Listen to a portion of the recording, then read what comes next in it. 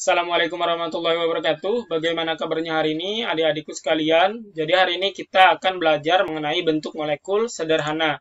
Nah, tujuan pembelajaran kita pada hari ini, peserta didik mampu menentukan pasangan elektron ikatan dan pasangan elektron bebas, kemudian ada menentukan rumus umum molekul, kemudian ada menerapkan teori VSEPR dan domain elektron dalam menentukan bentuk molekul.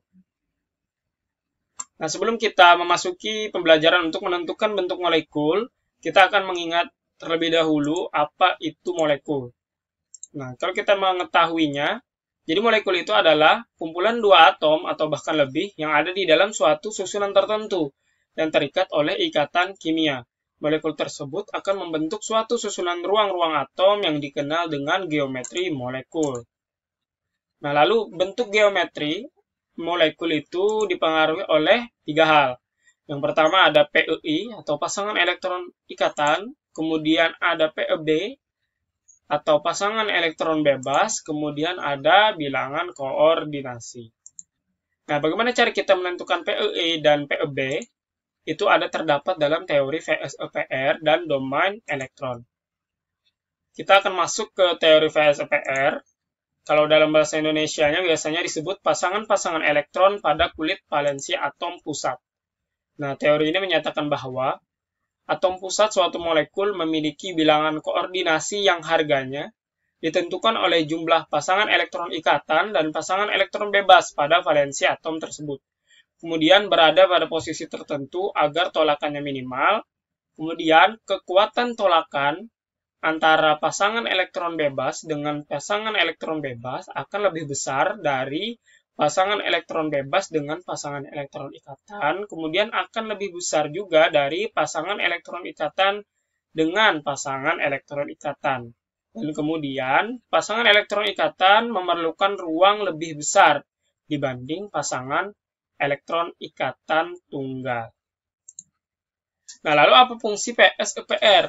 Jadi di sini ada fungsi VSEPR, yaitu biasanya digunakan untuk menjelaskan dan meramal bentuk suatu molekul, kemudian bentuk suatu molekul ditentukan oleh tolakan yang terjadi antara pasangan-pasangan elektron pada kulit valensi atom pusat.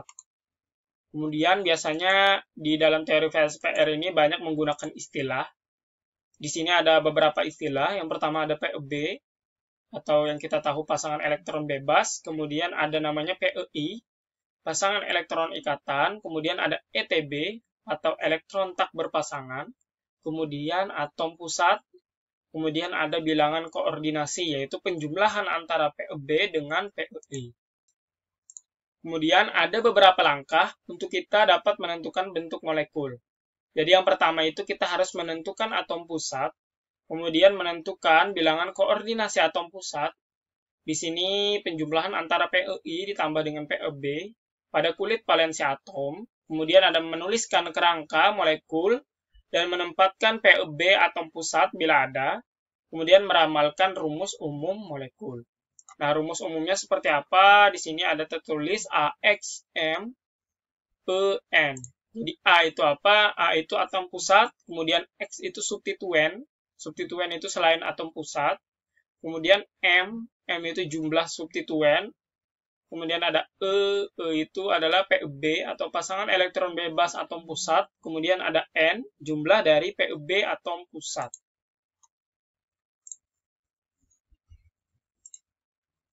Nah, di sini ada bentuk molekul dengan rumus umumnya.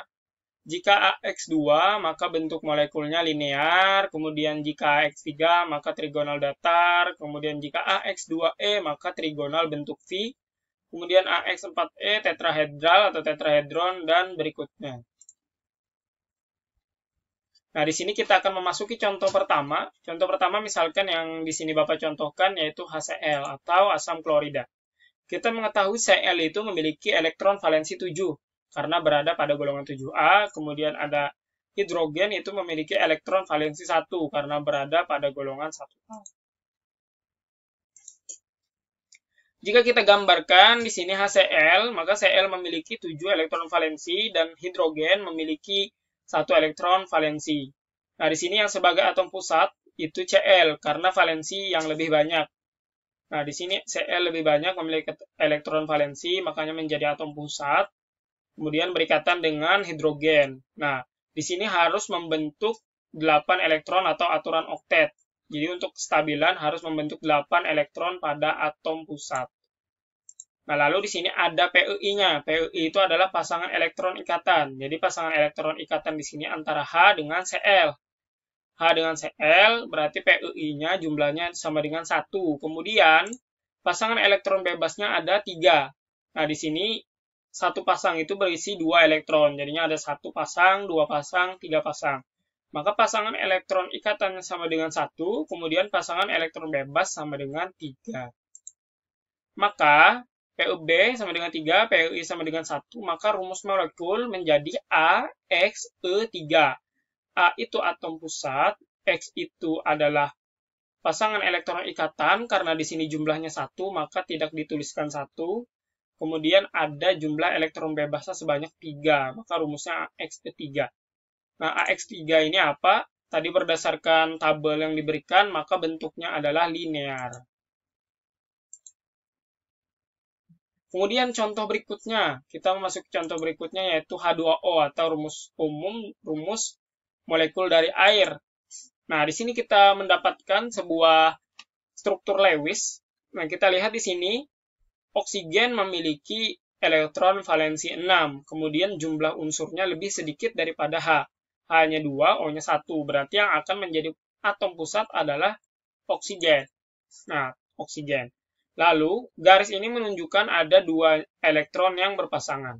2 elektron yang berpasangan atau 1 pasangan elektron ikatan. Jadi, kalau kita lihat di sini, strukturnya dengan O-nya 8 elektron. 1, 2, 3, 4, 5, 6, 7, 8. Jadi, harus ada 8 elektron di atom pusat.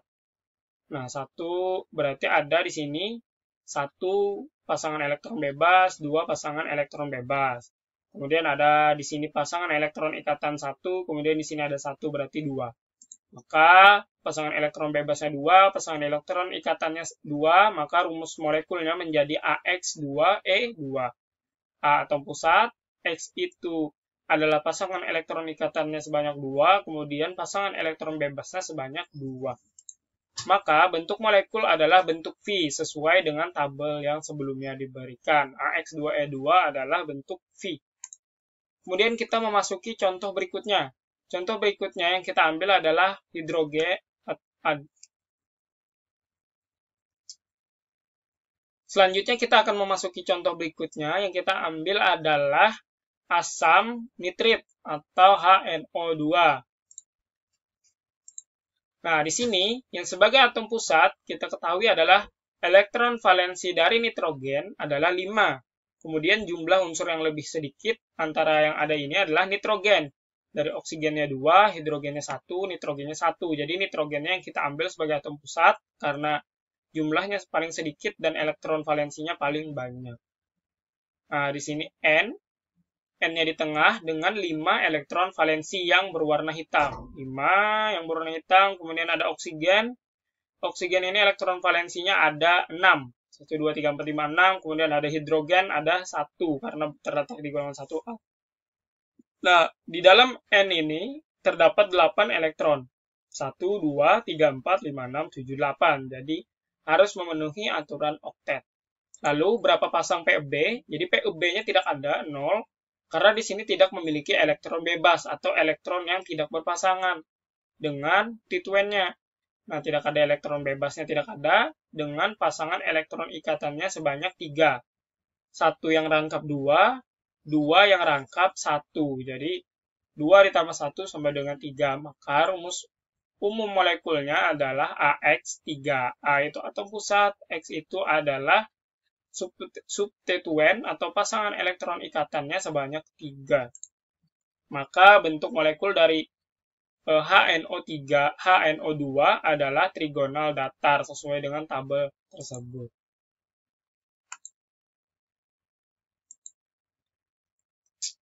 Kita lanjut ke contoh berikutnya yaitu CH4 atau biasanya disebut dengan metana. Nah, kalau kita lihat di sini, atom C itu memiliki elektron valensi 4 karena berada pada golongan 4A.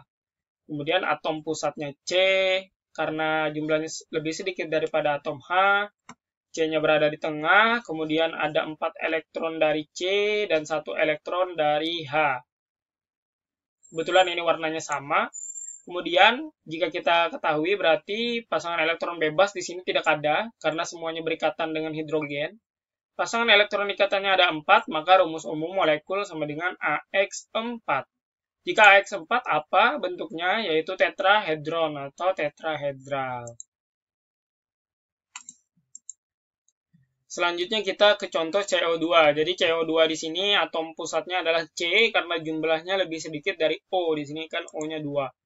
Kemudian elektron valensi karbon itu ada 4 karena terletak pada golongan 4A. Dan elektron valensi O itu ada 6. Nah, lalu bagaimana cara menyusun seperti ini? Intinya karbon harus 8 elektron di pusatnya. Jadinya 2 elektron berpasangan dengan 2 elektron, sehingga memunculkan rangkap 2 sebelah kiri dan rangkap 2 di sebelah kanan. Jumlahnya sudah 8. Kemudian berarti PUB-nya sama dengan 0, karena di sini tidak ada elektron bebas di pusat. Intinya harus di pusat. Di sini di pusatnya tidak ada elektron bebas, makanya pasangan elektron bebas sama dengan 0, kemudian pasangan elektron ikatan sama dengan 2. Maka rumus umum molekul adalah AX2. Makanya AX2 itu bentuknya apa? Bentuknya adalah linear. Sekarang kita memasuki domain elektron. Jadi di sini domain itu artinya pasangan. Nah, PEI di dalam domain elektron itu diganti DEI. Awalnya kan pasangan elektron ikatan, karena di sini teori domain elektron, maka pasangan itu diganti dengan domain elektron ikatan. Begitu pula dengan pasangan elektron bebas diganti dengan domain elektron bebas. Kekuatan tolakannya pun sama.